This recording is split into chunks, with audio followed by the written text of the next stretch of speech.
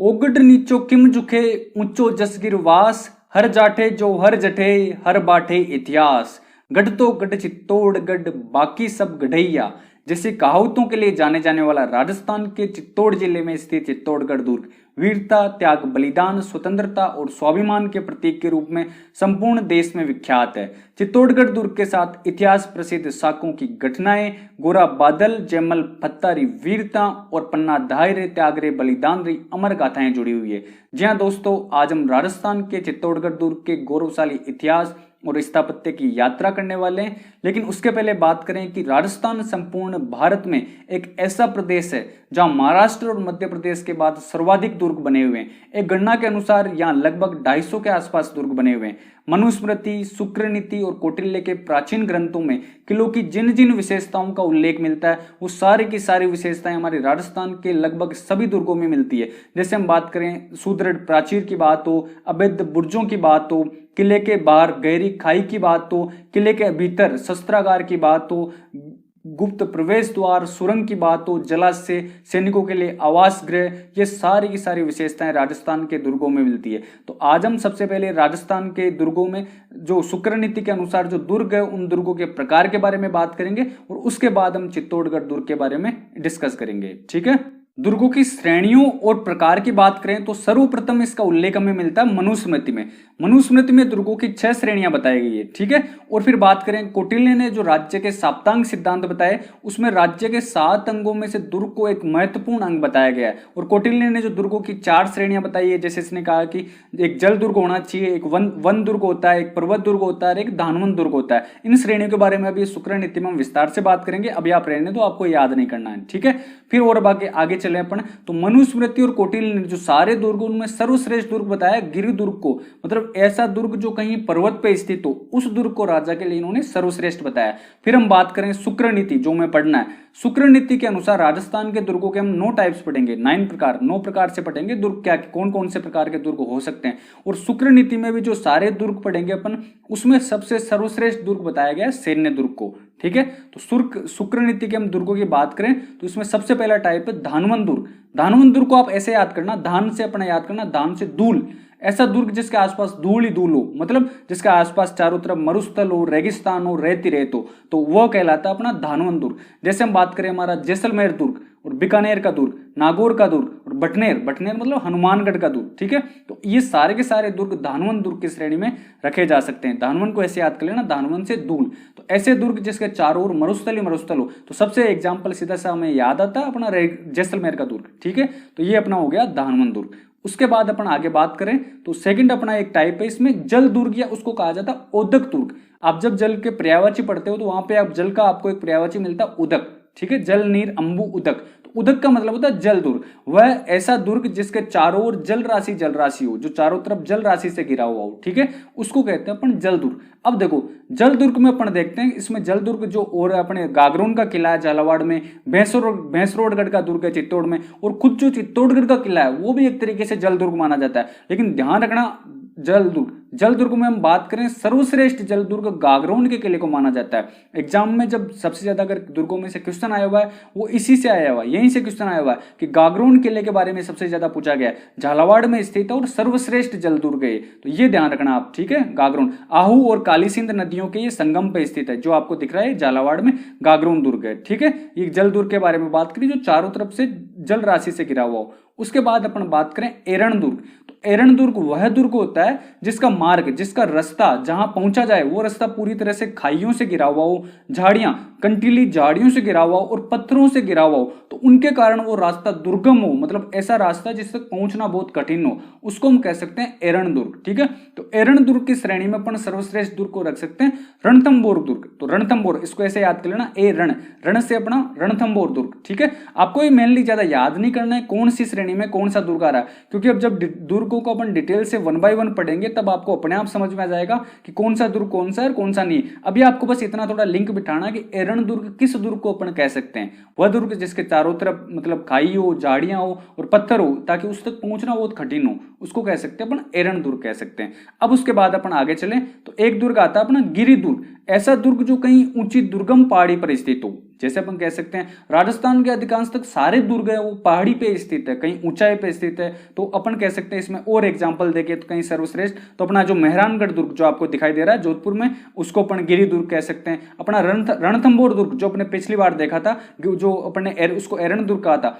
वो भी गिरि दुर्ग की श्रेणी में रखा जा सकता है। देखो एक दुर्ग को एक से अधिक श्रेणियों में रखा जा सकता है। अभी अपन बात करेंगे चित्तौड़गढ़ दुर्ग, तो चित्तौड़गढ़ दुर्ग को अपन धानवन श्रेणी को छोड़कर बाकी 8 की 8 सारी श्रेणियों में रख सकते हैं। ठीक है, ये डिपेंड करता है कि कौन सी श्रेणी के वो ज्यादा नजदीक है। तो गिरि दुर्ग में अपन देखें मेहरानगढ़ दुर्ग और रणथंभौर दुर्ग इसके बेस्ट एग्जांपल हो सकते हैं जो किसी ऊंची दुर्गम पहाड़ी पे स्थित हो। राजस्थान के लगभग सभी दुर्ग गिरि दुर्ग कहलाते हैं। ठीक है, एक दो को छोड़ दे तो अपन गिरि दुर्ग के बाद अपना अगला है पारीक दुर्ग। पारीक दुर्ग एक ऐसा दुर्ग होता है जिसके चारों तरफ गहरी खाई बनाई हुई हो। ये एक दुर्ग है, इसके चारों तरफ ऐसी गहरी खाई बना दी जाती है जिसमें पानी डाल दिया जाता है या फिर उसमें कंटीली झाड़ियां वगैरह डाल दी जाती है, जिसकी वजह से शत्रु का उस दुर्ग में प्रवेश करना बहुत मुश्किल हो जाता है। और इसका बेस्ट एग्जांपल देखें तो अपन लोहागढ़ दुर्ग, भरतपुर का लोहागढ़ दुर्ग कहा जा सकता है, जिसके बारे में कहा जाता है डिग्यूनागढ़ डीग रो तोपा ताऊ पड़ंत कोरा खांडी न हुई गौरा डिंग गड़ंत। तो अंग्रेज सेनापति लॉर्ड लेक ने इसने 5 बार अटैक किए थे, लेकिन फिर भी इस भरतपुर के लोहागढ़ दुर्ग को नहीं जीत पाया था। उसके बाद से इसका नाम लोहागढ़ दुर्ग, ऐसा दुर्ग जिसकी दीवारें लोहे की बनी हुई है, तो ये इसका नाम हो गया। ठीक है, पार रिख है, ख से अपना याद कर लेना, ख से खाई, जिसको चारों तरफ क्या बनी हुई हो, खाई बनी हो, पार रिख दुर्ग। ठीक है, अब उसके बाद अपन अगला अपना देखें, उसके बाद दुर्ग होना पारित। ठीक है, तो अब इसमें आप ऐसे याद करना, पारित का मतलब जिसके चारों तरफ परिधि बनी हुई हो। परिधि अपने सर्कमफ्रेंस होती है, तो परिधि से अपन कह सकते हैं कि अपने परिधि मतलब चारों तरफ उसके परकोटा बना हुआ हो। तो चारों तरफ ईंट पत्थर और मिट्टी से बना दीवारों का परकोटा बना हुआ। अपने राजस्थान के अधिकांश दुर्ग देखें तो चारों तरफ उनके परकोटा बना हुआ है। लेकिन इसका भी अपन बेस्ट एग्जांपल देखें तो अपना ये जो कुंभलगढ़ दुर्ग जो आपका दिखा हुआ है, तो दिख रहा है आपको, तो कुंभलगढ़ दुर्ग की अपन दीवार की या परकोटे की बात करें तो लगभग 35.8 किलोमीटर 36 किलोमीटर तक इसकी दीवार मानी जाती है। भारत की सबसे लंबी दीवार मानी जाती है। और कहते हैं कि इसमें 4 घुड़सवार आसानी से, इतनी चौड़ाई इसकी कि 4 घुड़सवार इस पर एक साथ इस पर दौड़ सकते हैं। तो ये कुंभलगढ़ दुर्ग है, इसके थोड़ी परकोटा इसका थोड़ा ज्यादा ही बड़ा है। ठीक है, तो ये पारिद, पारिद का मतलब जिसके चारों तरफ दीवारों का परकोटा बना हो उसको अपन पारिद दुर्ग कहेंगे। पार रिख कैसे खाई बनी हो, पारिद मतलब चारों तरफ परिधि बनी हुई हो। ठीक है, ये हो गया अपना पारिद दुर्ग। अब उसके बाद अपन आगे देखें वन और मेवास दुर्ग। तो वन और मेवास दुर्ग का मतलब सीधा सीधा अपन जानते हैं नाम से, जिसके चारों तरफ वन हो या कांटेदार वृक्षों से घिरा हुआ हो। तो अपने सिवाना दुर्ग है जो बाड़मेर का, उसको इस श्रेणी में रख सकते हैं। और भी हो जाएगा अपने चित्तौड़ हो जाएगा, अपने रणथंभौर हो जाएगा, वो सब इस श्रेणी में आ सकते हैं। ठीक है, तो वन का मतलब चारों तरफ वन हो जिसके। सैन्य दुर्ग, अब सैन्य दुर्ग का मतलब ध्यान रखना, ये सैन्य दुर्ग अपने ये जो शुक्र नीति पढ़ रहे हैं, शुक्र नीति में सर्वश्रेष्ठ दुर्ग माना गया है इसको। सैन्य दुर्ग का मतलब जिसकी व्यू रचना चतुर्वीरों के होने से अभेद्य हो, ऐसा दुर्ग जिसमें सैनिकों की अपने जो रचना, व्यू रचना इस प्रकार से सैनिकों को वहां तैनात कर रखा है कि शत्रु उस दुर्ग को तोड़ ही नहीं सकता, अभेद्य, शत्रु से वो नहीं तोड़ा जा सकता वो दुर्ग। तो उसको अपन कह सकते हैं सैन्य दुर्ग, जिसमें दुर्ग की खुद की विशेषताओं के साथ साथ सैनिकों की जो कह सकते हैं अपन वहां व्यू रचना, वो भी एक बहुत महत्वपूर्ण बन जाती है उस दुर्ग के लिए, उसको अपन सैन्य दुर्ग कह सकते हैं। सहाय दुर्ग, ऐसे दुर्ग जिसमें सूरवीर और सदा अनुकूल रहने वाले बांधव लोग, मतलब ऐसे दुर्ग जिसमें हमेशा राजा के आसपास वो लोग रहें जो उसके बारे में हमेशा भला सोचते हैं, उसके अनुकूल वाले, जो राजा के कह सकते हैं कि कहीं जो घर के उसके अंदर भी हो लेकिन कहीं ना कहीं उसका बुरा सोच रहे हो, वो लोग नहीं, उसका अनुकूल, राजा के अनुकूल और सूरवीर लोग रहते हो, उसको अपन सहाय दुर्ग कह सकते हैं। तो एक ही दुर्ग को अपन कह सकते हैं, अभी बात करेंगे अपन चित्तौड़गढ़ दुर्ग। तो चित्तौड़गढ़ दुर्ग को धानवन श्रेणी में, मतलब ऐसा दुर्ग जिसके चारों तरफ धूल, धूल मतलब मरुस्थल ना हो, तो मरुस्थल वाली श्रेणी से छोड़कर सारी श्रेणियों में अपन चित्तौड़गढ़ दुर्ग को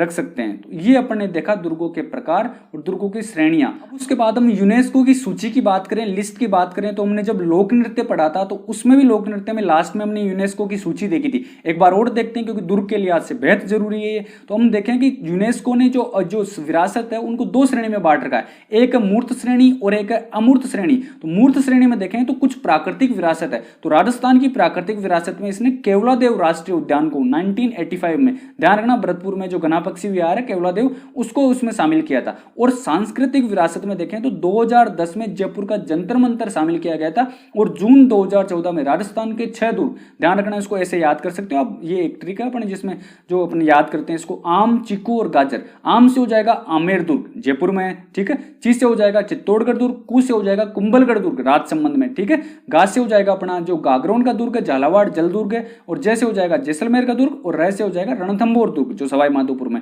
तो 6 दुर्ग ये जो अपने 2013 में शामिल किए, यूनेस्को की विश्व विरासत सूची में शामिल है। और एक अपना जयपुर शहर जो हाल ही में करंट में इसको शामिल किया गया, ये भी आपको ध्यान रखना है। और अपन एक देखें अमूर्त सांस्कृतिक धरोहर जो देखी नहीं जा सकती, जिसकी कोई मूर्ति नहीं होती है, कालबेलिया गीत और कालबेलिया नृत्य को, इनको भी 2010 में शामिल किया था। तो अपने दुर्ग के लिहाज से बड़ी जरूरी चीज ध्यान रखना, ये 6 दुर्ग। तो अपन को सबसे ज्यादा इन 6 दुर्ग के बारे में ही पढ़ना है, क्योंकि एग्जाम में सबसे ज्यादा क्वेश्चन आते हैं तो इन 6 दुर्ग के बारे में आते हैं। बाकी कह सकते हैं दुर्ग तो हमारे 50 के आसपास है, सबके बारे में थोड़ी थोड़ी चीजें देखेंगे, ज्यादा इतनी चीजें नहीं देखेंगे, लेकिन इन 6 चीजों के बारे में देखें तो अपने 95% के आसपास क्वेश्चन लगभग इन्हीं दुर्ग में से आते हैं, ठीक है। उसके बाद देखें आज का हमारा जो पहला दुर्ग हमें पढ़ना वो है चित्तौड़गढ़ या चित्रकूट का किला, ठीक है। इसको पहले चित्रकूट किला कहा जाता था, लेकिन बाद में कालांतर में अपभ्रंश होकर ये चित्तौड़गढ़ बन गया, ठीक है। तो चित्तौड़गढ़ दुर्ग के बारे में अपनी जो कहावत है वो सुनी, ओगढ़ नीचो किम झुके ऊंचो जस गिरवास, हर जाटे जो हर जटे हर बाटे इतिहास। ओगढ़ नीचो ये पर्वत, ये कह सकते हैं कि ये दुर्ग एक गिर का मतलब पर्वत पे स्थित है। तो ये गढ़ नीचो, ये नीचे क्यों झुकेगा, हर जाटे जोर, यहाँ अपन देख सकते हैं जोर की घटनाएं हमें हर कहीं देखने को मिल जाती है, और हर बाटे मतलब यहाँ हर पत्थर पे हमें कोई ना कोई इतिहास मिल सकता है। तो ये अपने चित्तौड़गढ़ दुर्ग के बारे में कहा जाता है। और कहा जाता है गढ़ तो गढ़ चित्तौड़गढ़, ये गढ़ के बारे में कहा जाए तो राजस्थान में गढ़ तो चित्तौड़गढ़ ही है, बाकी सब गढ़ तो कह सकते हैं गढ़ैया, मतलब छोटे मोटे गढ़ ही हैं, कोई इतने बड़े गढ़ नहीं है। तो चित्तौड़गढ़ के बारे में बड़ी बातें कही जाती है। फिर अपन चित्तौड़गढ़ के बारे में बात करें तो इसमें इसको कुछ उपनाम दिए गए हैं, जैसे राजस्थान के जितने भी दुर्ग है तो सारे दुर्गों का इसको सिरमौर कहा गया है। सारे दुर्गों में अगर सर्वश्रेष्ठ दुर्ग अगर कोई है तो वो चित्तौड़गढ़ दुर्ग ही है, ठीक है। और इसको कहा गया कि दुर्गों का दुर्ग या दुर्गों का तीर्थ स्थल भी इसको कहा गया है, दुर्गों का इसको तीर्थ स्थल कहा गया। और एक बड़ी चीज ध्यान रखना, इसको राजस्थान का गौरव कहा जाता है। क्यों? क्योंकि यहाँ जिन राजाओं ने, जिन शासकों ने यहाँ राज किया, उन्होंने अपने स्वाभिमान की रक्षा के लिए कभी उन्होंने अपने जो शत्रु होते हैं उसके अधीन कभी उसकी अधीनता स्वीकार नहीं करी। और फिर कह सकते हैं कि उन्होंने यहाँ अपने स्वाभिमान की रक्षा के लिए केसरिया किया। और जो यहाँ की महिलाएं, उन्होंने भी अपने अग्नि में कूदकर जोहर करते हुए अपने प्राणों का बलिदान कर दिया, लेकिन कभी भी शत्रु के आगे अपना जो कह सकते हैं कि अपना सिर नहीं झुकाया। तो ये कह सकते हैं, इसलिए इसको राजस्थान का गौरव तक माना जाता है चित्तौड़गढ़ दुर्ग को। और एक बड़ी बात अपने कह सकते हैं कि राजस्थान के दक्षिण की तरफ और पूर्व की तरफ स्थित होने के कारण इसको कहा जाता है राजस्थान का दक्षिण पूर्वी द्वार। राजस्थान के दक्षिण की तरफ अगर आपको जाना है, पूर्वी तरफ आपको जाना है, तो अपन कह सकते हैं अपना दिल्ली से मालवा अपने आज का मध्य प्रदेश का क्षेत्र, और दिल्ली से गुजरात का क्षेत्र अगर, और कह सकते हैं दक्षिण भारत की तरफ आपको जाना होगा तो चित्तौड़गढ़ दुर्ग का सामरिक महत्व इतना था कि आपको चित्तौड़गढ़ दुर्ग को पार करके गुजरना होता था। इसलिए कह सकते हैं कि राजस्थान का इसको दक्षिण पूर्वी द्वार कहते हैं। और अपन कह सकते हैं मालवा का प्रवेश द्वार, अगर राजस्थान की तरफ से अगर आपको मालवा की तरफ जाना है, मालवा मतलब आज का मध्य प्रदेश, तो आपको चित्तौड़गढ़ दुर्ग को पार करना पड़ेगा। ध्यान रखना, राजस्थान का दक्षिण पूर्वी द्वार और राजस्थान ये मालवा का प्रवेश द्वार, दोनों आपको अगर इनमें कहीं क्वेश्चन आएगा तो आपको गागरोन या झालावाड़ का दुर्ग जरूर ऑप्शन में मिलेगा, ठीक है। तो आपको वो आंसर नहीं करना, आपको अपना ये चित्तौड़गढ़ दुर्ग ही करना है। तो इसके बारे में कुछ बेसिक बातें देखिए अपन ने। चित्तौड़गढ़ दुर्ग को पहले चित्रकूट किला के नाम से भी जानते थे, कालांतर में अपभ्रंश होकर ये चित्तौड़गढ़ बन गया। और फिर कुछ इसके उपनाम देखे अपन ने, दुर्गों का सिरमौर, दुर्गों का तीर्थ स्थल, ये एक बड़ी चीज है, दुर्ग राजस्थान का गौरव, राजस्थान का फिर कह सकते हैं दक्षिण पूर्वी द्वार और मालवा का प्रवेश द्वार। तो ये अपन ने कुछ इसके बारे में कुछ बेसिक बातें करी। अब इसके बाद अपन देखते हैं चित्तौड़गढ़ दुर्ग की कुछ ज्योग्राफी के बारे में बात करते हैं, ये कहाँ स्थित है, इसके बारे में कुछ विशेषताएं देखते हैं, इसकी ज्योग्राफिकल जो विशेषताएं उनके बारे में देखते हैं। देखो चित्तौड़गढ़ दुर्ग स्थित है मैसा पठार पर स्थित है, ध्यान रखना बहुत जरूरी चीज है एग्जाम पॉइंट ऑफ व्यू के हिसाब से, ठीक है। ये मैसा पठार पर स्थित है और इसकी आकृति के बारे में देखें तो व्हेल मछली के समान आकृति में बना हुआ है चित्तौड़गढ़, ध्यान रखना, ठीक है। अब इसमें देखें अपन, ये 8 किलोमीटर तो लगभग लंबा है और 2 किलोमीटर ये चौड़ा है और 1850 फीट अपने समुद्र तल से 1850 फीट की ऊंचाई पर स्थित है। आपको याद नहीं करना है आपको, ठीक है, ध्यान रखना थोड़ा बहुत। तो कह सकते हैं चित्तौड़गढ़ दुर्ग एक तरीके से अपन कहें कि ये एक तरीके से दुर्ग नहीं, छोटा मोटा कोई दुर्ग नहीं है, एक तरीके से कहें 2-3 गांव बसे हुए यहाँ पे, ठीक है। तो इसीलिए अपन कहेंगे, इसको भी देखना, इसके बारे में कुछ बातें करेंगे कि राजस्थान का क्षेत्रफल की दृष्टि से सबसे बड़ा आवासीय दुर्ग है, लिविंग फोर्ट है, जहां पे कह सकते हैं कि 1 लाख के आसपास आबादी रहा करती थी पहले, ये कहा जाता है, और आज भी यहाँ पे कुछ ना कुछ आबादी रहती है, ध्यान रखना है। क्षेत्रफल की दृष्टि से अपन देखें तो राजस्थान का सबसे बड़ा लिविंग फोर्ट और ये आवासीय किला है, ठीक है। और यहाँ पे इतना बड़ा अपने बात करिए, भी इसकी आकृति के बारे में बात करिए, 2-3 गांव बस सकते हैं। तो यहाँ पे एकमात्र किला जहाँ खेती की जाती है, ये भी ध्यान रखना एक जरूरी फैक्ट है, ठीक है। और इसके बारे में अपन ये बात कर ही चुके हैं कि अब जो अपन ने 9 श्रेणियां पढ़ी थी शुक्र नीति के अनुसार दुर्गों की, ठीक है, उसमें धानवन श्रेणी मतलब ऐसा दुर्ग जो मरुस्थल में स्थित है, उसको छोड़कर बाकी सारी श्रेणियों की जो कह सकते हैं विशेषताओं को कौन पूरा करता है, चित्तौड़गढ़ का दुर्ग पूरा करता है, ये ध्यान रखना। और एक जरूरी फैक्ट है ध्यान रखना, ये गंभीरी और जो बेड़च नदियां उनके किनारे बसा हुआ है, ये ध्यान रखना, ठीक है। बेड़च बेड़च जैसे चित्तौड़गढ़, या फिर ऐसे याद कर लेना बे और गए, बेग बेग में अपना चित्तौड़गढ़, ठीक है, कैसे भी याद कर लेना, गंभीरी और बेड़च नदियों के किनारे बसा हुआ चित्तौड़गढ़ दुर्ग, ठीक है। तो अपन ने कुछ ज्योग्राफिकल इसकी विशेषताओं की बात करी। ये मैसा पठार पे स्थित है, वेल मछली के आकार में बना हुआ, गंभीरी और बेड़च नदी के किनारे स्थित है। धानवन दुर्ग को छोड़कर बाकी सारी विशेषताएं इसमें राजस्थान का सबसे बड़ा आवासीय किला है। ये जो फैक्ट है आपके, इसके बारे में इतना ध्यान नहीं रखना आपको। और राजस्थान का एकमात्र किला है जिसमें खेती की जाती है, ठीक है। ये इसके बारे में अपन ने बात करी, इसकी ज्योग्राफिकल विशेषताओं के बारे में। चित्तौड़गढ़ दुर्ग के इतिहास की बात करें तो इसका निर्माण एक मौर्य शासक चित्रांगद मौर्य द्वारा करवाया माना जाता है, जिनका अपन एक नाम और देखने को मिलता है, चित्रांग नाम भी देखने को मिलता है। लेकिन अगर एग्जाम में दोनों ऑप्शन में आ जाए, दोनों आंसर ऑप्शन में आ जाए, तो अपन को चित्रांगद मौर्य ही करना है। सेकंड ग्रेड में क्वेश्चन आया हुआ एग्जाम में, तो दोनों ऑप्शन आंसर में थे, तो दोनों आंसर ऑप्शन में थे, तो इसका आंसर चित्रांगद मौर्य माना गया है, ध्यान रखना। कुमारपाल प्रबंध कहती है इसका आंसर, मतलब कह सकते हैं चित्रांगद मौर्य ने इसका निर्माण करवाया। कुछ इतिहासकार कहते हैं कि ये दोनों व्यक्ति अलग अलग है, कुछ इतिहासकार कहते हैं एक ही व्यक्ति है, लेकिन हमें इसमें कुछ ज्यादा कंफ्यूज नहीं होना है, दोनों नाम ध्यान रखना है। लेकिन अगर एग्जाम में दोनों आ गए तो चित्रांगद मौर्य अपन को आंसर करना है, ठीक है। इसका समय पीरियड, जो टाइम पीरियड कब इसको बनवाया गया था चित्तौड़गढ़ किले को, ये हमें ढंग से किताबों में नहीं मिलता है, ठीक है। अब उसके बाद देखें कि जो अपन कर्नल जेम्स टोड यहाँ भारत से जा रहे थे इंग्लैंड की तरफ, तो मानसरोवर लेक को अपने साथ ले जा रहे थे। तो उस मानसरोवर लेक के आधार पर जो कर्नल जेम्स टोड कहते हैं कि ये राजा मान मौर्य का शासन था 734 ईस्वी के टाइम। लेकिन फिर अपन देखते हैं गुहिल वंश के वास्तविक संस्थापक बप्पा रावल ने हारित ऋषि की गायें चराया करते थे बप्पा रावल, तो हारित ऋषि के आशीर्वाद से उन्होंने राजा मान मौर्य को हराया और 734 ईस्वी में उन्होंने चित्तौड़गढ़ पर अधिकार कर लिया, ठीक है। ये मेवाड़ का जब हम इतिहास शुरू करते हैं तो उस समय इन चीजों को पढ़ते हैं, ठीक है। फिर अपने जो इतिहासकार रहे हैं एक दशरथ शर्मा, तो इतिहासकार दशरथ शर्मा कहते हैं कि जो रावल जेत्र सिंह है वो इसके प्रथम विजेता है, उन्होंने रावल जेत्र सिंह को प्रथम विजेता माना है, ठीक है। अपने फिर एक चीज ये भी देखते हैं कि जो अपने बप्पा रावल के समय राजधानी थी नागदा, ठीक है। चित्तौड़गढ़ को उन्होंने जीत लिया था लेकिन राजधानी नहीं बनाया था, राजधानी उनके समय थी नागदा। फिर हम देखते हैं अल्लट के समय राजधानी बनी आहड़, और अपन देखते हैं जेत्र सिंह के समय राजधानी बनी थी अपने चित्तौड़गढ़। तो उस वजह से भी हो सकता है जब दशरथ शर्मा ने चित्तौड़गढ़ को कहा कि प्रथम विजेता इसके जेत्र सिंह रहे हैं। फिर अपन देखते हैं कि उसके बाद देखते हैं उदयपुर की स्थापना, फिर उसके बाद में जेत्र सिंह ने अपने जो कह सकते हैं कि चित्तौड़गढ़ को राजधानी बनाया। फिर अपने महाराणा प्रताप के पिताजी थे अपने उदय सिंह ने जब 1559 में उदयपुर की स्थापना करी तो तब तक कह सकते हैं कि चित्तौड़ मेवाड़ की राजधानी रहा था। सबसे पहले अपन देखते हैं कालभोज के टाइम या बप्पा रावल के टाइम ये नागदा राजधानी, फिर अपने आहड़ राजधानी बना, फिर उसके बाद अपना जो चित्तौड़गढ़ राजधानी बना, और 1559 में जब उदयपुर की स्थापना होती है उदय सिंह के द्वारा, और फिर बाद में कहते हैं उदयपुर को राजधानी बनाया गया, फिर थोड़े दिन बाद में गोगुंदा को राजधानी बना लिया गया था।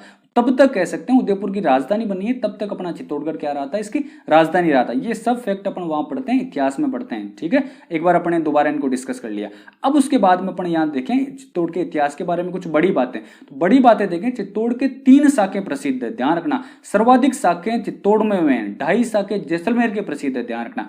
शाखों का मतलब होता है शाखों में 2 चीजें होती है, एक होता है उसमें केसरिया और एक होता है उसमें जोहर। केसरिया पुरुषों द्वारा किया जाता है और जोहर किया जाता है महिलाओं द्वारा, ठीक है।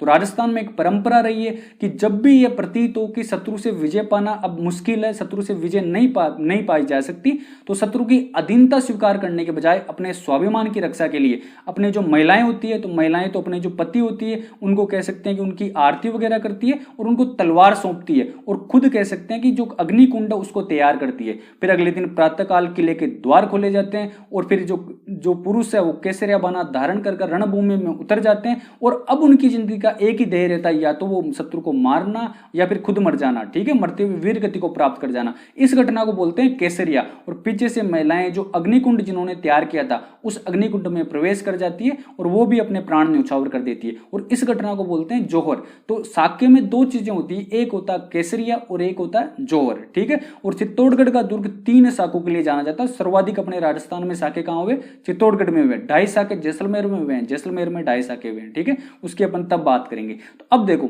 जय चित्तौड़ के 3 साक्यों में तो इनकी डेट वगैरह, सारे शासक वगैरह कौन था, आक्रमण किसने किया था, किसने केसरिया किया था, किसके लीडरशिप में केसरिया हुआ था, किसके नेतृत्व में जौहर हुआ था, सारी बातें अपने लिए जरूरी है। ठीक है, सबसे पहला साका अपन देखते हैं 1303 ईस्वी में। 1302 में ही अपने जो रावल रतन सिंह है, रावल रतन सिंह ने क्या किया था, शासनभार ग्रहण किया था। लेकिन कह सकते हैं कि अगले ही साल अपने जो अलाउद्दीन खिलजी ने अटैक किया। तो अलाउद्दीन खिलजी अटैक करते हैं, उसके बाद कह सकते हैं कि यहाँ साका किया जाता है। गोरा और बादल की वीरता की कहानियां इसी साके से जुड़ी हुई है। और अपन कह सकते हैं रावल रतन सिंह के नेतृत्व में केसरिया किया जाता है, और रानी पद्मिनी के नेतृत्व में यहाँ किया जाता है जौहर किया जाता है। ठीक है, यहाँ इस अपन कह सकते हैं एक मूवी, अभी जो पद्मावत मूवी बनी है, कंट्रोवर्शियल मूवी रही है, यहाँ पे एक चीज कहा जाता है कि अलाउद्दीन खिलजी केवल पद्मिनी को प्राप्त करना चाहता था, इसलिए उसने अटैक किया था। लेकिन ये इसके बारे में बिल्कुल सत्य, ये बिल्कुल नहीं है बात कि अलाउद्दीन खिलजी सिकंदर के समान विश्व विजेता बनना चाहता था। तो और चित्तौड़गढ़ किले की जो सामरिक दृष्टि से उसकी महत्व देखें तो वो बहुत ज्यादा था।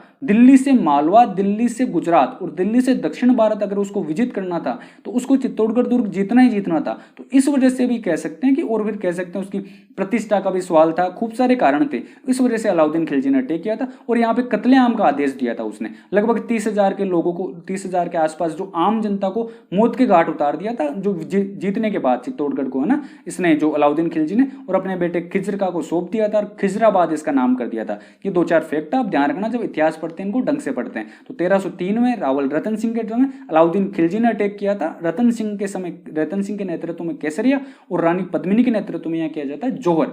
फिर अपन देखते हैं उसके बाद 1500 ईस्वी में, 1534 और 1567 में 2 बार और साके होते हैं यहाँ पे। तो 1534 में कह सकते हैं विक्रमादित्य छोटे ही थे, बचपन में थे, इनकी उम्र कम थी, तो इस वजह से इनकी माँ थी जो कर्मावती, वो यहाँ का शासन संभाल रही थी। कर्मावती के समय गुजरात का जो सुल्तान था बहादुर शाह, उसने अटैक किया। 1533 में भी उसने अटैक किया था, लेकिन तब तो उसको रणथंभौर किला देकर उसको वापस भेज दिया था। लेकिन अगले साल उसने वापस से अटैक कर दिया। अब इस बार बहादुर शाह अटैक करते हैं। अपने जो कर्मावती ने हुमायूं को राखी भी भेजी थी, लेकिन हुमायूं टाइम से नहीं आ पाता है, इसलिए यहाँ पे वापस से किया जाता है साका। अब इस बार साका किया जाता है देवलिया मतलब प्रतापगढ़। तो देवलिया के बाघ सिंह के नेतृत्व में यहाँ पे होता है केसरिया। विक्रमादित्य की उम्र छोटी थी, इनको तो भेज दिया जाता अपने ननियाल, बूंदी भेज दिया जाता है। ठीक है, और फिर देवलिया के बाघ सिंह के नेतृत्व में यहाँ होता है केसरिया, और रानी कर्मावती भी इसको नाम मिलता है, हाड़ी रानी कर्मावती। ठीक है, इनके नेतृत्व में यहाँ पे किया जाता है जौहर किया जाता है। ठीक है, ये एक अलग घटना है। दूसरा ये साका हुआ अपना। फिर उसके बाद देखते हैं तीसरा साका होता है 1567 और 68 में। ठीक है, 2 डेट इसमें इसलिए मिलती है कि 1567 के अक्टूबर में तो अकबर इस बार करता है, यहाँ पे तो करता है अटैक, लेकिन वो अटैक करते इस किले को नहीं जीत पाता। देखो चित्तौड़गढ़ किले के आप इसको कह सकते हैं कि सामरिक दृष्टि को इतना महत्व है। देखो कि अकबर आता है अक्टूबर के आसपास और इस किले को खोलना पड़ा है फरवरी के आसपास जाकर। रसद सामग्री वगैरह की थोड़ी कमी हो गई थी, इसलिए किले को खोला। इतने दिन तक किले को तोड़ नहीं पाया था अकबर। सुरंगें वगैरह खूब सारी उसने बनवाई थी, लेकिन फिर भी नहीं तोड़ पाया था। तो 1567 में कह सकते हैं उसने अटैक किया था और 68 में जाकर ये साका हुआ था। अगर दोनों डेट मिले तो 68 करना, और दोनों नहीं मिले 67 मिले तो 67 भी ध्यान रखना आपको। ठीक है, ये चीज। अब इस समय अपने जो महाराणा प्रताप के पिताजी उदय सिंह शासक थे, लेकिन उदय सिंह कहते हैं गिरवा की पहाड़ियों की तरफ चले जाते हैं और जैमल मेड़तिया और फत्ता को अपना शासनभार सौंपते हैं और उसके बाद वो चले जाते हैं अपने गिरवा की पहाड़ियों की तरफ। जैमल और फत्ता के नेतृत्व में यहाँ पर किया जाता है केसरिया। अकबर ने अटैक किया है और उसके बाद देखते हैं अपने जैमल की जो पत्नी है फूल कंवर, तो फूल कंवर के नेतृत्व में यहाँ होता है जौहर। ठीक है, जैमल के बारे में यहाँ पे और भी कुछ कहानियां है कि जैमल को यहाँ पे अकबर ने खूब सारा टोडरमल की मदद से खूब सारे वो कह सकते हैं कि यहाँ प्रलोभन दिए थे कि अपने जो इस किले को दरवाजे खोल दो वगैरह। फिर लेकिन वो जैमल के बारे में कहा जाता है ना कि भूख न मेट मेड़ तो न मेट नागौर, रजवट भूख अनोकड़ी या तो मरा मिटा चित्तौड़। इसको जो कह सकते हैं मेड़ता नागौर, ये खूब सारे प्रलोभन दिए गए थे जैमल को, लेकिन जैमल ने ऐसी कोई बात नहीं मानी अकबर की। ठीक है, और एक इसका फेमस एक बात है, यहाँ की कहावत है कि जब जैमल यहाँ पे जो निरीक्षण कर रहे थे, यहाँ का जो काम हो रहा था इस पे जो प्राचीर पर चढ़कर, तो एक समय क्या है कि एक गोली जो वहां पे बाहर से अकबर की सेना की तरफ से दागी जाती है और वो गोली इस जैमल के पैर में लग जाती है। अब जैमल वहां से घायल हो जाते हैं और जब फिर कहते हैं कि साका होता है जब अगले दिन, तो साके के समय जैमल घायल है, मतलब जयमल को बैठाया जाता है कल्ला राठौड़, कल्ला राठौड़ के जो कंधे पे बैठते हैं। तो 2 तलवारें तो हाथ में थी कल्ला राठौड़ के पास और 2 तलवारें थी जयमल के पास। तो कहते हैं कि जब गेट खोला गया तो शुरू के जो 4 घंटे थे इतनी खतरनाक तरीके से इन्होंने वीरता का प्रदर्शन किया कि वहां गेट के बाहर लाशों का ढेर लगा दिया था दोनों ने, जयमल और जो कल्ला राठौड़ है इन्होंने। तो इसीलिए कल्ला राठौड़ को हम 4 हाथों वाला लोक देवताओं के नाम से भी जानते हैं, ठीक है, ये चीज ध्यान रखना। और कहते हैं कि जयमल और फत्ता इनकी वीरता से अकबर इतना प्रसन्न हुआ, फिर बाद में कहते हैं कि जो आगरा का किला, आगरा के किले के बाहर इनकी गजारूढ़ प्रतिमा, हाथी पे जो आरूढ़ प्रतिमा, वो इन्होंने लगवाई। अब उसके बाद देखें अपन, ये 3 अपन ने देख लिए साके, तो एक तरीके से इनको याद कर लेना कैसे भी आप। 1303 3 से स्टार्ट हुआ, 3 के बाद में 4 3 4 और फिर अपने 6 7 और 6 8, ध्यान रखना। दोनों आगे वाले जो साके हुए 1500 में हुए और ये 1300 में हुआ, ठीक है। रतन सिंह और इसमें विक्रमादित्य शासक था और इसमें उदय सिंह शासक था। खिलजी अटैक करता है, बहादुर शाह गुजरात का अटैक करता है और फिर अकबर अटैक करता है, ठीक है। अकबर ने भी जो तीसरा साका हुआ था उसके बाद कत्लेआम का आदेश हुआ था, ठीक है। अकबर को महान शासक माना जाता है, लेकिन अकबर के जीवन पे एक कलंकी है माना जाता है कि अकबर ने भी आम जनता को मारने का यहाँ पे आदेश दिए थे, लगभग 30,000 के आसपास, वही अलाउद्दीन खिलजी की जितनी 30,000 के आसपास आम जनता को मौत के घाट उतार दिया गया था, ठीक है। तो एक कलंकी एक तरीके से, महान शासक बोले नहीं मिले, ये अलग बात है, ठीक है। तो अब फिर देखा अपन ने केसरिया, फर्स्ट में रतन सिंह, बाघ सिंह और जयमल फत्ता, और फिर देखा अपने रानी पद्मिनी ने यहाँ पे नेतृत्व किया, कर्मावती और अपने जो फूल कंवर है इनके नेतृत्व में हुआ है साके हुए, ठीक है। ध्यान रखना चित्तौड़ में 3 साके, सर्वाधिक साके में, बहुत इंपॉर्टेंट है, ठीक है। ये अपन ने बात करी इसके इतिहास के बारे में। अब अपन बात करें चित्तौड़गढ़ के स्थापत्य के बारे में, इसके आर्किटेक्चर के बारे में, बहुत जरूरी है, बहुत इंपॉर्टेंट है, ध्यान रखना।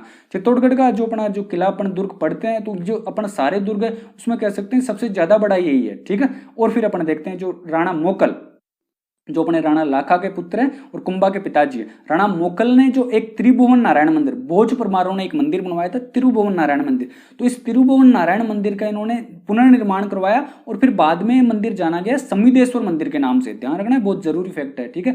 राणा मोकल ने जो त्रिभुवन नारायण मंदिर है उसका पुनर्निर्माण करवाया, भोज परमारों ने इसका निर्माण करवाया था, बाद में इसका पुनर्निर्माण करवाया तो समिदेश्वर मंदिर के नाम से इसका निर्माण हुआ, ठीक है। जब हम राजस्थान का इतिहास पढ़ते हैं तो लगभग सारे फैक्ट यहाँ पढ़ते हैं, लेकिन एक बार दुर्ग के बारे में पढ़ रहे हैं तो सारे दोबारा से हमें देखना जरूरी है, ठीक है। और फिर इस बारे में देखते हैं कि इसका निर्माण तो करवाया किसने, अपने चित्रांगद मौर्य ने, लेकिन इसका आधुनिक निर्माता कहा जाता राणा कुंभा को कहा जाता है, क्योंकि राणा कुंभा ने बहुत से इसमें निर्माण करवाए इस दुर्ग में, ठीक है। और कुछ इसके निर्माणों की बात करें तो इन्होंने कुंभ स्वामी का मंदिर है उसका निर्माण करवाया राणा कुंभा ने। और एक ध्यान रखना, जब इन्होंने सारंगपुर विजय, मालवा का महमूद खिलजी है, मालवा के महमूद खिलजी को इन्होंने सारंगपुर जो युद्ध था उसमें हरा दिया, तो सारंगपुर विजय के उपलक्ष्य में 1437 में अपन जो उसमें विजय पाई उन्होंने, फिर देखते हैं उस विजय के उपलक्ष्य में इन्होंने एक विजय स्तंभ का निर्माण करवाया, ध्यान रखना, ठीक है। इसमें ये गलत लिखा हुआ है, यहाँ पे जैन कीर्ति स्तंभ नहीं आएगा, यहाँ पे कीर्ति स्तंभ भी है, ठीक है, जैन कीर्ति स्तंभ आगे आएगा, ठीक है, उसके बारे में अपन बात करेंगे, ठीक है। तो विजय स्तंभ का निर्माण करवाया जिसको कीर्ति स्तंभ बोलते हैं, ध्यान रखना, ठीक है।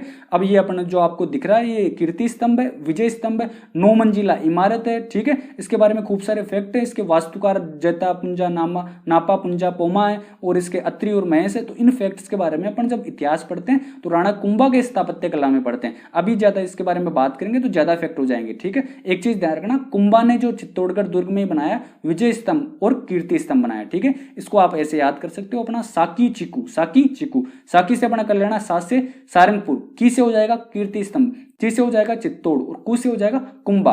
विजय स्तंभ कीर्ति स्तंभ बोलते हैं इसको, जैन नहीं है, ध्यान रखना, जैन कीर्ति स्तंभ अपना आगे आएगा, ठीक है। अपने उसके बारे में बात करिए, देखो ये आ गया अपना, तो जैन कीर्ति स्तंभ या आदिनाथ को समर्पित है, ये भी यहाँ पे बना हुआ है चित्तौड़गढ़ किले में, ठीक है।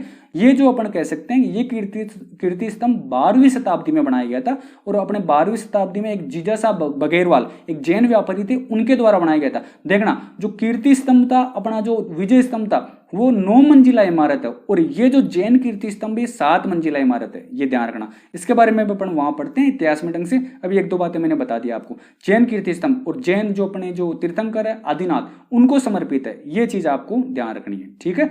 अब उसके बाद अपन आगे चलें तो अपन देखते हैं कुंभा की बेटी थी रमाबाई, महान संगीतज्ञ थी, इसको वागीश्वरी की उपाधि दी जाती है। तो इनका विवाह एक मंदिर है वहां श्रृंगार चौरी मंदिर, तो श्रृंगार चौरी मंदिर में हुआ। तो इसके बारे में ये कह दिया जाता है कि इनका विवाह इस मंदिर में हुआ, इसलिए इसको श्रृंगार चौरी कह दिया जाता है। ये एक कहावत है, लेकिन फिर कहा जाता है कि कालांतर देखा जाता है मूलतः ही एक शांतिनाथ जैन मंदिर था।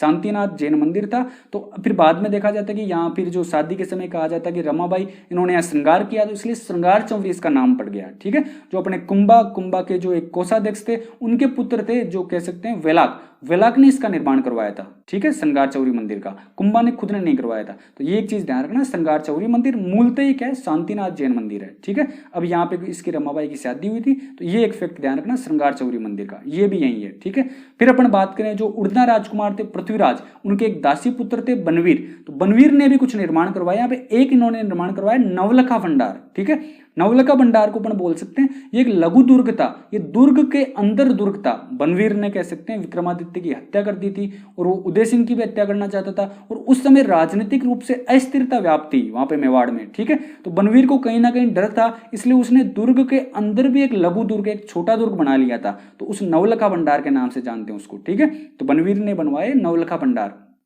और यहाँ पे एक तुलजा भवानी मंदिर, एक तुलजा भवानी का मंदिर भी बनवीर ने बनाया, तो ध्यान रखना एक चीज है। ठीक है, इस चित्तौड़गढ़ में जैन कीर्ति स्तंभ है जो आदिनाथ को समर्पित है, 7 मंजिला इमारत है। जैन व्यापारी जीजासाहब बघेलवाल ने इसका निर्माण करवाया था 12वीं सदी में, ये अपन बाद में बात करेंगे जब इतिहास पढ़ते हैं तब। ठीक है, कुंभा ने अपनी पुत्री रमाबाई के विवाह के अवसर पर श्रृंगार चौरी मंदिर बनवाया, और बनवीर के निर्माण नवलखा भंडार और तुलजा भवानी मंदिर, ये आपको ध्यान रखना है। ठीक है, अब उसके बाद अपन आगे चलें, तो उसके बाद देखें, ये अपने मेन बातें देख ली। अब उसके बाद अन्य फैक्ट्स भी हैं जो इस चित्तौड़गढ़ दुर्ग में बने हुए हैं। जैसे अपन बात करें, यहाँ एक मीरा मंदिर बना हुआ है। ठीक है, एक मीरा मंदिर भी बना हुआ है। तो अपन एक चीज आपको इसका आंसर देना कि मीरा मंदिर में जो भगवान श्री कृष्ण की मूर्ति है, वो मूर्ति थी वहां पे जिसकी मीरा पूजा किया करती थी, भगवान श्री कृष्ण की मूर्ति थी, वो मूर्ति आज वर्तमान में कहाँ स्थित है? आप इसका आंसर देंगे, आपको आंसर जैसे कितना पढ़ते हो आप। ठीक है, तो एक चीज ध्यान रखना, यहाँ मीरा मंदिर भी स्थित है चित्तौड़गढ़ दुर्ग में। ठीक है, और एक चीज, अब अगला जो फैक्ट है बहुत जरूरी है, राजस्थान का जो अभी जो अपन RS का जो एग्जाम हुआ था, RS प्री 2018,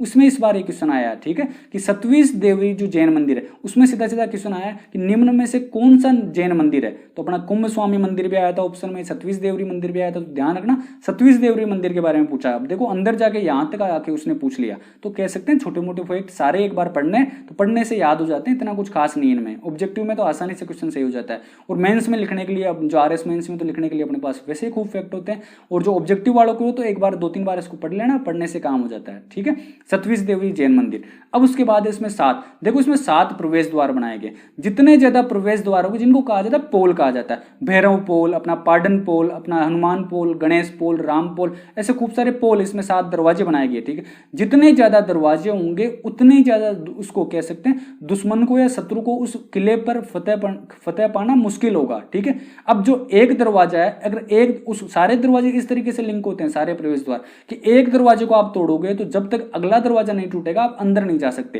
तो 7 दरवाजे कह सकते हैं, इसकी सुरक्षा बहुत मजबूत थी। ठीक है, 7 प्रवेश द्वार यहाँ बनाए गए हैं। ठीक है, अब उसके बारे में देखें, यहाँ कालिका मंदिर जो मूलतः एक सूर्य मंदिर था, कालिका मंदिर भी अपन को देखने को मिलता है चित्तौड़गढ़ दुर्ग में। ठीक है, एक लाखोटा बारी जो प्रवेश द्वार के पास में है, कुछ खिड़कियां, ये भी सुरक्षा की दृष्टि से बनाई गई थी। ठीक है, लाखोटा बारी भी अपन को ध्यान रखना। मीरा मंदिर बना हुआ है, तो आपको आंसर देना कि इसकी जो वर्तमान में वो मूर्ति कहाँ स्थित है, जहां जिनकी भगवान कृष्ण की पूजा किया करती थी। एक 27 देवरी जैन मंदिर है, ध्यान रखना है। ठीक है, 7 प्रवेश द्वार है, कालिका मंदिर है और लाखोटा बारी है। ठीक है, उसके बाद फिर अपन आगे चलें, तो अपन ने देखा, देखो यहाँ पे खूब सारा बना हुआ, कुछ रत्नेश्वर तालाब बना हुआ है, गोमुख जो अपन कह सकते हैं एक रिजर्वायर भी बना हुआ है। कुछ इनमें से मेन की बात करें, रत्नेश्वर तालाब भी यहाँ बना हुआ है। ठीक है, एक भीमलत तालाब बना हुआ। कहते हैं कि अपने जो पुरानी कहानी है कि भीम ने एक बार यहाँ आया था, तो भीम ने एक लात मारी थी, तो एक तालाब बन गया था, तो उसको बोल दिया जाता है भीमलत तालाब। ठीक है, और अपना रानी पद्मिनी का महल भी यहाँ पे स्थित है। ठीक है, रानी पद्मिनी का महल भी अपन को देखने को मिलता है। एक गोरा बादल जो अपने जो पहला शाखा हुआ था, उनमें जो अपनी वीरता का प्रदर्शन करते हुए वीरगति को प्राप्त हुए थे, गोरा बादल के महल भी यहाँ देखने को मिलता है। और भी जो जमल फत्ता वाले जो महल भी देखने को मिलते हैं, तो और भी खूब सारे महल हैं। ठीक है, एक महाराणा फतेह सिंह द्वारा यहाँ फतेह प्रकाश महल बनाया गया था, जो वर्तमान में जो संग्रहालय में परिवर्तित हो चुका है। ठीक है, फतेह प्रकाश महल है जो वर्तमान में संग्रहालय में परिवर्तित हो चुका है। ठीक है, तो इसके बारे में कुछ ये जो बेसिक बातें अपन ने करी है, तो ये आपको ध्यान रखना है। कुछ ये फैक्ट यहाँ तक तो अपने बात कर लिए थे। कुछ अन्य बातें, मीरा मंदिर यहाँ बना हुआ है और अपना कह सकते हैं कि सतवीस देवरी जैन मंदिर है, 7 प्रवेश द्वार है, कालिका मंदिर है, लाखोटा बारी है। ठीक है, ये सब आपको ध्यान रखना, 2-3 बार पढ़ना, तो पढ़ने से आपको पता लग जाएगा हाँ ये चित्तौड़गढ़ दुर्ग में। ठीक है, उसके बाद देखा अपने रत्नेश्वर तालाब, भीमलत तालाब, रानी पद्मिनी महल है, गोरा बादल महल है, फतेह प्रकाश महल जो आज संग्रहालय में बदल चुका है। ठीक है, ये आपका रानी पद्मिनी महल हुआ। ठीक है, तो आपको जो आज की क्लास थोड़ी बड़ी हो गई है, चित्तौड़गढ़ जो दुर्ग है वही थोड़ा इतना बड़ा है, बाकी सारे जो बाकी दुर्ग है वो इतने बड़े नहीं है। ठीक है, फिर मैं इसमें साथ साथ जो कल्चर के साथ साथ इसमें हमने इतिहास की भी खूब सारी बातें करी है। ठीक है, तो आपको जो पीडीएफ फाइल है वो टेलीग्राम चैनल पे मिल जाएगी आपको, और टेलीग्राम चैनल का लिंक आपको डिस्क्रिप्शन बॉक्स में मिल जाएगा, कमेंट बॉक्स में मिल जाएगा। तो साथ के साथ नोट्स बनाओ, साथ के साथ रिवाइज करो। और एक जरूरी चीज, ठीक है, अब अपना यहाँ ऑफलाइन क्लासेस की तरह जो कम्युनिकेशन नहीं होता, यहाँ पे अपना कनेक्शन नहीं होता है। ठीक है, तो आपको क्लासेस कैसी लग रही है मुझे नहीं पता चलता, तो आप इसको अगर क्लासेस आपको सही लग रही है तो इनको लाइक करो, इनको थोड़ा कमेंट करके बताओ कैसा का आपको लग रहा है, और इनको ज़्यादा से ज़्यादा शेयर करो दबा के। जिंदगी में 2 ही काम होने चाहिए, एक तो पढ़ाई करना और एक क्लासेस शेयर करना। ठीक है ना, तो पढ़ाई करो, रिवाइज करो, साथ के साथ अगले क्लासेस में हम जो आगे जो कुंभलगढ़ दुर्ग है उन सब की बात करेंगे। ठीक है।